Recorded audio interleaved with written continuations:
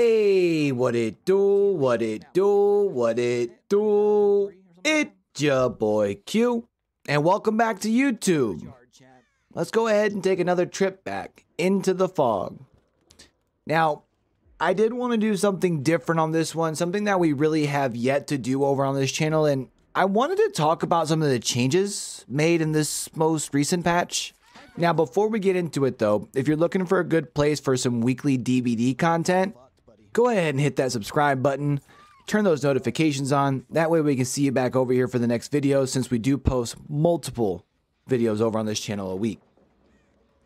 Now, before we get into this change made on the Moris, which I know is like a really hot topic right now, really controversial depending on, who you talk to.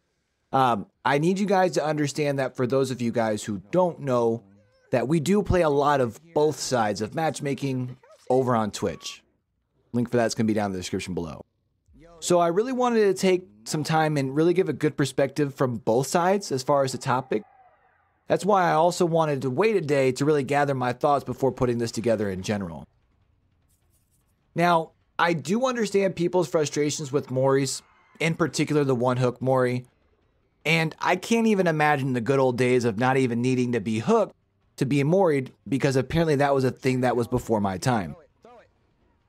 But think about it. How often do you really get tunneled off the very first hook and get Mori'd? Like, how often does that really happen?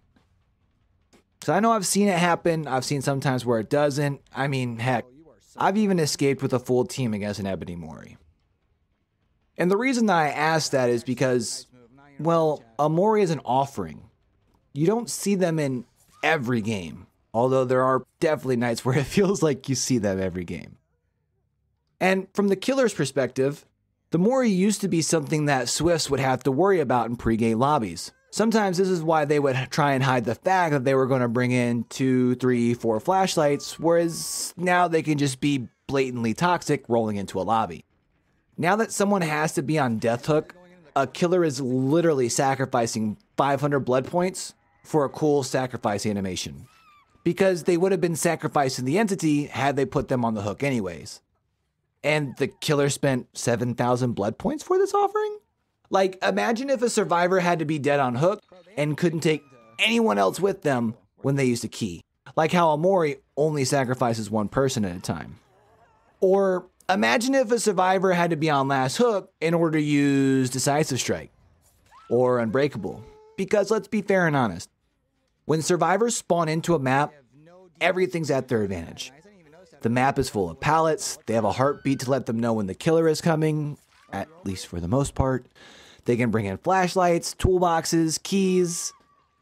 Really, the Mori, as much as we hate to see it when we're playing survivors, is a way for a killer to help build that momentum quicker. And again, if we're being fair and honest, there are plenty of counters for a killer that's camping the hook for a Mori.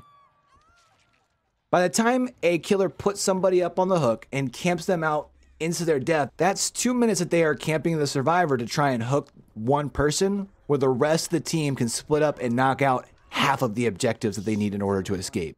That's not even including the time it took to find the first survivor, hunt them down while being looped and downing them. I know that looping thing can kind of be a hard thing to grasp for some of these whole W survivors that are probably the ones that complain enough to get the Mori's nerfed in the first place. Like, imagine seeing a Mori, getting a gen or two done while someone loops the killer, and then while that person is hooked and the killer decides to camp them out because they really want to Mori them, the 3 survivors split up and knock out 3 more gens. All the pressure that that killer is trying to build up really is for nothing. With the state of Moris right now, the killer can legit have 5 hooks collectively as a team before they're even able to Mori one person. And did I mention that an Ebony Mori costs 7,000 blood points? And think about it. A killer spends 7,000 blood points for an offering that just makes them have what the Executioner has in his base kit anyways. Are you okay? It just seems kind of like a lazy nerf in my opinion.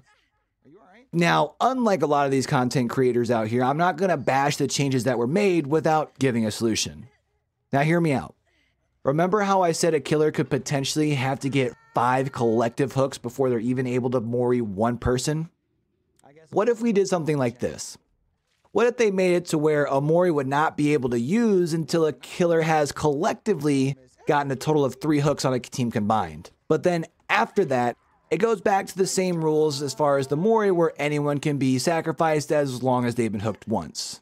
This is going to help combat the tunnel off first hook and bring it down to a 3-on-1, while still making the Mori a very viable offering, because if we can be really honest, in its current state, it makes 0 sense.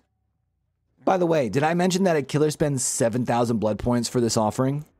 Now, there have been a lot of changes that have came down the pipe with this most recent patch. The other controversial change is the fact that they claim to have re-enabled hit validation. If you follow me on social medias, you've probably already seen my opinion on that. If not, find me on Twitter. Link for that is going to be down in the description below.